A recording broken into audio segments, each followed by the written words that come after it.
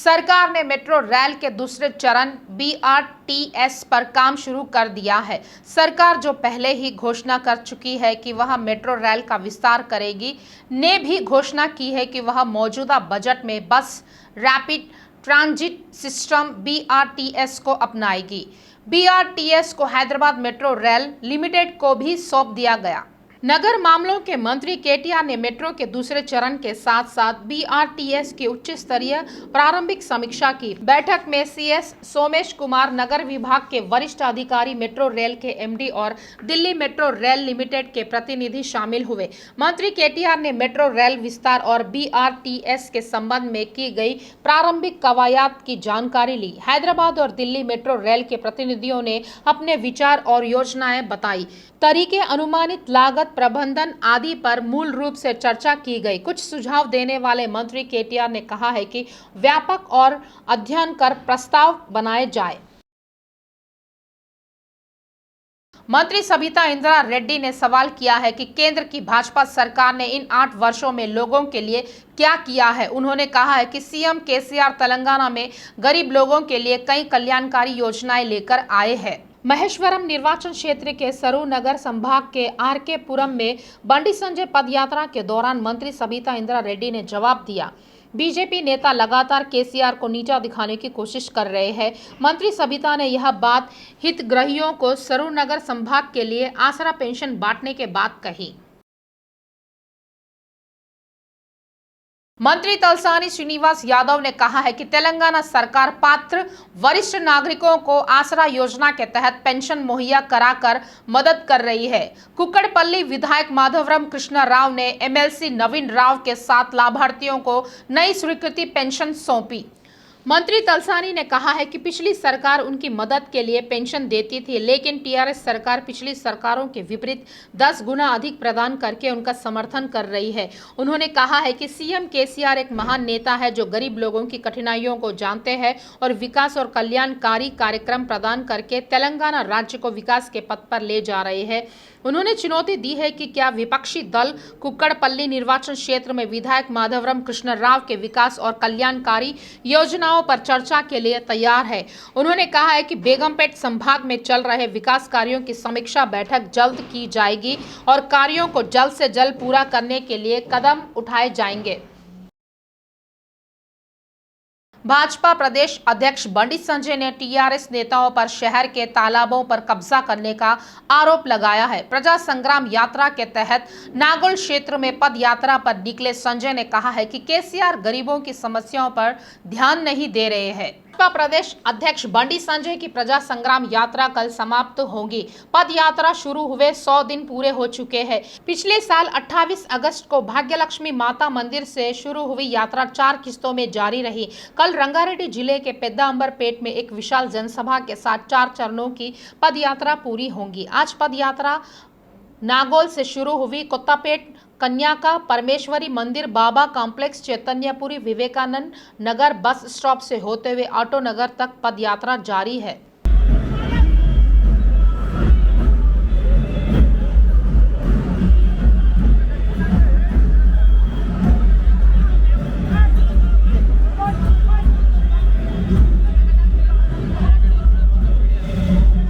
अंबरपेट विधायक कालेरू वेंकटेश ने कहा है कि तेलंगाना राज्य के गठन के बाद TRS सरकार और MLC कविता को राज्य की संस्कृति और हमारी परंपरा को पूरी दुनिया को बताने का श्रेय है। उन्होंने निर्वाचन क्षेत्र में बदकुम्मा साड़ियों का वितरण शुरू किया है। उन्होंने महिलाओं को साड़ी बांटी।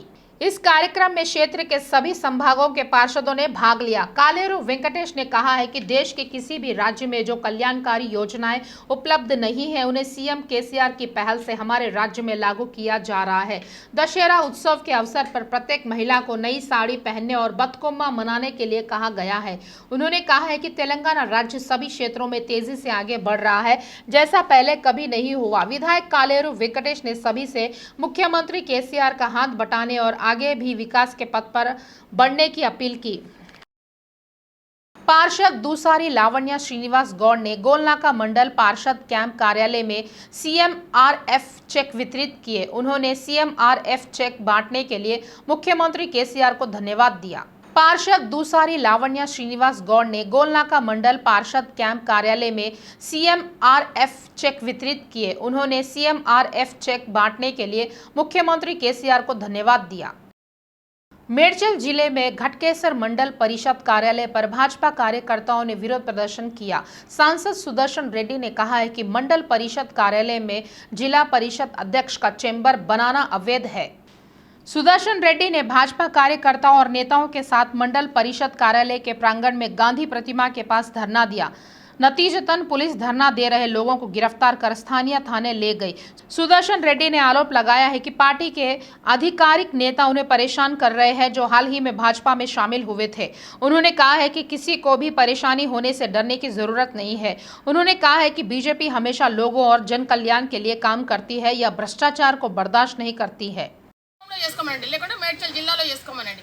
మా మండల ఆఫీస్కు వచ్చేసి మా దగ్గర వచ్చి చేసుకోవడం ఏంటి? అన్యాయమే కదా। ఎక్కడ లేని విధంగా ఇలా చేయడం ఏంటి? ఎంతవరకు సమంజసము?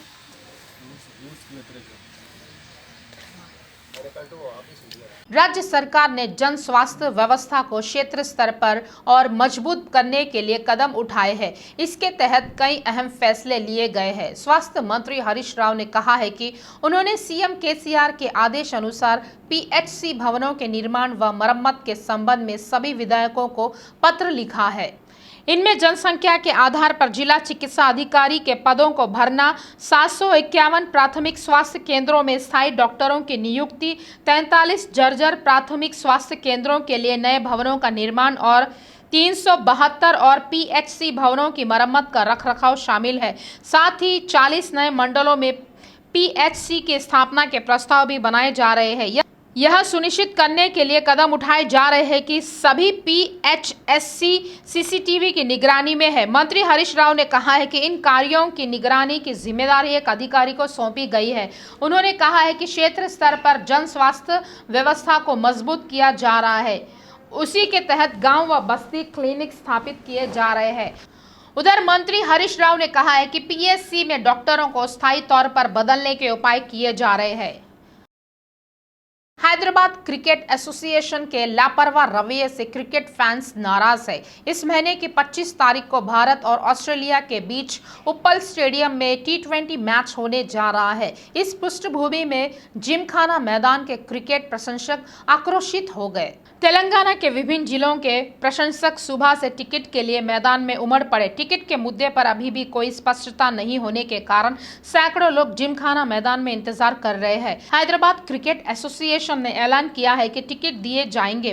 फैंस का आरोप है कि वो ब्लैक सेल को बढ़ावा दे रहे हैं। वे इस बात से नाराज है कि वे 3 दिनों से जिमखाना मैदान में आ रहे हैं, लेकिन उन्हें HCA की ओर से कोई जवाब नहीं मिल रहा है। आरोप है कि ऑनलाइन बुकिंग करने के बाद भी वे रिफंड कर रहे हैं और 55,000 की क्षमता वाले उप्पल मैदान में ब्लैक टिकट बेचकर पैसा कमा रहे हैं। उन्होंने कहा है कि वे क्रिकेट के प्रति अपने जुनून के कारण यहाँ आए हैं।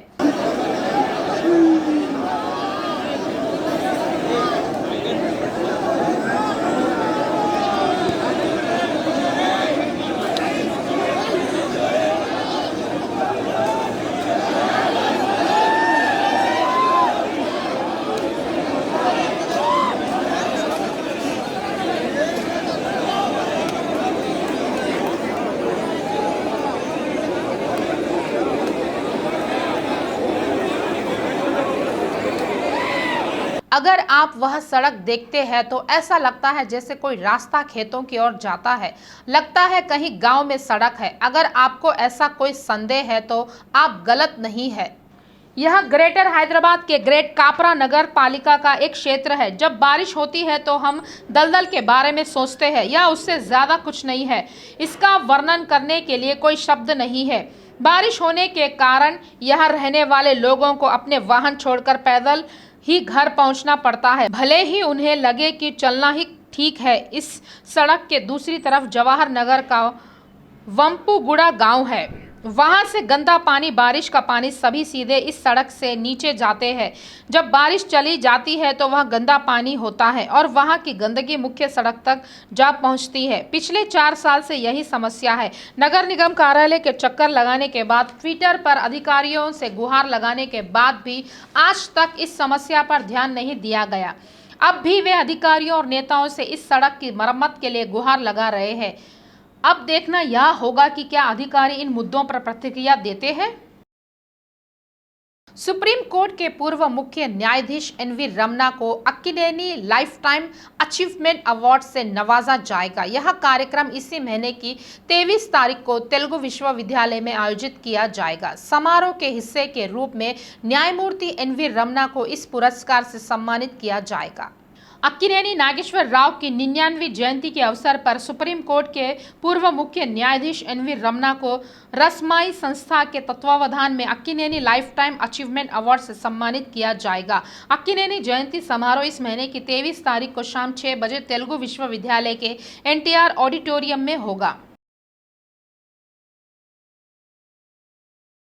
उच्च न्यायालय ने GHMC के अधिकारियों द्वारा अवैध निर्माणों को नियमित करने के मामले में अवैध रूप से लोगों की मदद करने का आरोप लगाते हुए सवाल किया है कि बिना कोर्ट के आदेश के अवैध रूप से भवन बनाने वाले बिल्डरों को बिजली और पानी के कनेक्शन देने के प्रयास क्यों किया जा रहा है। न्यायमूर्ति B विजय सेन रेड्डी ने अयप्पा सोसाइटी और अन्य द्वारा अधिभोग प्रमाण पत्र की परवाह किए बिना बिजली और पानी की आपूर्ति कनेक्शन देने का आदेश देने के लिए दायर याचिका पर सुनवाई हुई। उन्होंने सवाल किया है कि क्या GHMC के अधिकारियों को इस तथ्य की जानकारी थी कि अयप्पा सोसाइटी को अनुमति नहीं देने के मुद्दे पर सुप्रीम कोर्ट में एक मौजूदा आदेश था। GHMC ने इन याचिकाओं पर स्पष्टीकरण मांगते हुए अगले सप्ताह के लिए स्थगित कर दिया।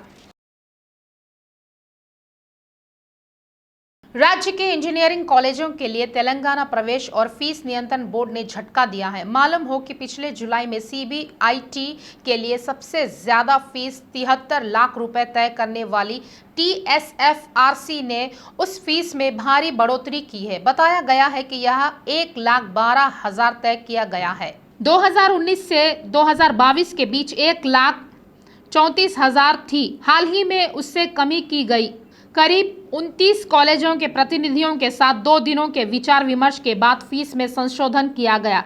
जिन 29 कॉलेजों में भाग लिया उनमें से 28 कॉलेजों की फीस कम कर दी गई है और मालिक हैरान रह गए। सोमवार को जहां 15 कॉलेजों की जांच की गई, वहीं मंगलवार को अन्य 29 कॉलेजों के लिए संशोधित फीस को अंतिम रूप दिया गया। चूंकि CBIT सोसाइटी के पास पहले से ही 20 करोड़ तक की अधिशेष राशि है, यह बताया गया है कि नवीनतम शुल्क को 12 लाख पर अंतिम रूप दिया गया है। उन्हें आय के रूप में माना जाता है। ऐसा लगता है कि जितना हो सके फीस कम करने की योजना है। उच्च शिक्षा परिषद ने विश्वविद्यालयों और उच्च शिक्षा में मूल्यांकन प्रक्रिया पर इंडियन स्कूल ऑफ बिजनेस द्वारा व्यापक अध्ययन का निर्णय लिया है। हाल ही में शिक्षा परिषद के अध्यक्ष R लिम्बाद्री और कॉलेज शिक्षा आयुक्त नवीन मित्तल ने ISB अधिकारियों के साथ चर्चा की थी। उन्होंने कहा है कि वे विश्व स्तरीय मूल्यांकन विधियों का अध्ययन करेंगे। सर्वोत्तम पाठ्यक्रम, सर्वोत्तम संकाय, सर्वोत्तम मूल्यांकन पद्धतियां सर्वोत्तम शिक्षा प्रणाली के मानदंड माने जाते हैं। उत्तर पुस्तिकाओं का मूल्यांकन जहां कभी कभी छात्रों के विषय ज्ञान का परीक्षण करता है, वहीं अन्य समय में यह अन्य माध्यमों का अनुसरण करता है। JNTU OU डिग्री कॉलेजों में ऑन स्क्रीन मूल्यांकन कर रहे हैं। कुछ अन्य विश्वविद्यालयों में उत्तर पुस्तिकाओं का मूल्यांकन संकाय सदस्यों द्वारा किया जाता है। अधिकारियों ने कहा है कि इन सभी पर व्यापक अध्ययन किया जाएगा और एक रिपोर्ट तैयार कर सरकार को सौंपी जाएगी। जल बोर्ड ने ग्रेटर हैदराबाद में सीवरेज, पेयजल आपूर्ति और पाइपलाइन की मरम्मत का काम निजी क्षेत्र को सौंपने के लिए कदम उठाए हैं। शहर में जहां कहीं भी सीवरेज और पेयजल की समस्या उत्पन्न होती है, संबंधित संगठन ने इसे तत्काल हल करने की योजना बनाई है। GHMC ने प्रमुख सड़कों के रखरखाव की जिम्मेदारी विभिन्न निजी कंपनियों को सौंपा है। जल बोर्ड ने इसी तरह के कार्यों को करने के लिए 2 साल की अवधि के लिए निविदाएं आमंत्रित की है। इन निविदाओं में संचालन अनुरक्षण के तहत 80 से अधिक कार्यों को शामिल किया गया है। प्रत्येक खंड में कार्यों का मूल्य 25 लाख से 50 लाख के बीच है। LB नगर में 3 साल के बच्चे का लापता होने की दुखद घटना घटी। एक लड़का खेलते खेलते घर से बाहर निकला और घर वापस नहीं लौटा। इससे घबराए उसके माता पिता आसपास खोजा, लेकिन उन्हें निराशा ही हाथ लगी। बाद में लड़के का शव टीरा के पास एक तालाब में मिला था। शेखावली और साकिरा 10 साल से नागोल अयप्पा नगर कॉलोनी में रहते थे। उनका 3 साल का बेटा शाहिद कल शाम करीब 4 बजे खेलने के लिए घर से बाहर निकला। काफी देर तक शाहिद के घर वापस ना लौटने से उसके माता पिता आसपास खोजा। इसके बाद भी उसका पता न चलने पर पुलिस में शिकायत दर्ज कराई। करीब 12 बजे बालक का शव पास के तालाब में मिला। सकीरा ने आरोप लगाया कि उसके बेटे को किसी ने तालाब में फेंक दिया होगा। पुलिस मामला दर्ज कर छानबीन कर रही है। मलकपेट में बाइक सवार एक महिला को कार ने टक्कर मार दी। इसके बाद कार चालक बिना रुके कार लेकर फरार हो गया। घटना में महिला गंभीर रूप से घायल हो गई। महिला को तुरंत अस्पताल ले जाकर इलाज कराया गया। यह घटना कल मलकपेट थाना क्षेत्र के मुसाराम बाग के पीवीआर मॉल के पास हुई। ओला बाइक बुक कराने वाली डॉक्टर श्रवणी हस्तिनापुरम से मलकपेट जा रही थी। इसी क्रम में बाइक सवार वेंकटैया और श्रावणी एक कार की चपेट में आ गए। सूचना मिलने पर मलकपेट पुलिस मौके पर पहुंची और स्थानीय लोगों की मदद से दोनों को यशोदा अस्पताल ले जाया गया। पुलिस ने बताया कि हादसे में घायल श्रावणी गंभीर रूप से घायल हो गई। सीसीटीवी कैमरे के आधार पर जांच की जा रही है। तेलंगाना में पहले से ही बड़े पैमाने पर बारिश हो रही है। कई जगह तेज और कई जगह हल्की बारिश हो रही है। हालांकि हैदराबाद मौसम विज्ञान केंद्र ने कहा है कि राज्य में आज और कल भी बारिश होगी। कई जिलों में आज और कल भारी बारिश होने की संभावना है, क्योंकि तेलंगाना पर दक्षिण पश्चिम मानसून सक्रिय है। मौसम विभाग ने चेतावनी दी है कि संयुक्त आदिलाबाद जिले में गरज और हल्की बारिश की संभावना है। तेलंगाना के कई जिलों में कल भी भारी बारिश की संभावना है। इस संबंध में मौसम विभाग ने येलो अलर्ट जारी किया है।